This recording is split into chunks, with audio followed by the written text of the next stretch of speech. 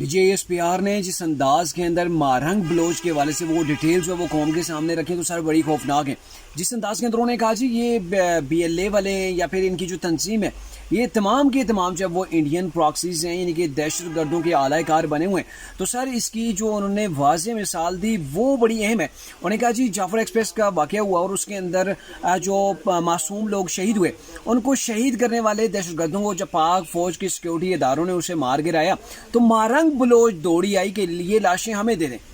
بھائی آپ کو کس کھاتے کے اندر یہ لاشیں چاہیے؟ اور پھر آپ اندازہ اس بات سے بھی لگائیں کہ جب کوئی دہشت گردوں کے خلاف کارروائی ہوتی ہے دہشت گرد مارے جاتے ہیں پھر ان کے DNA ہوتے ہیں تو پھر جب تحقیقات ہوتی ہیں تو موسٹلی وہ لوگ نکلتے ہیں جو مسنگ پرسن کے اندر شامل ہیں اور وہ مسنگ پرسن جن کے والے سے مارنگ بلوچ جو ہے وہ احتجاج کر رہی ہوتی ہے کہ ان کو آپ جب وہ رہا کریں. آپ اندازہ لگائیں کہ پھر کس انداز کے اندر مارنگ بلوچ ان کی جو تنظیم ہے وہ دہشت گردوں کی بلوچستان کے اندر اعلی کار بنی.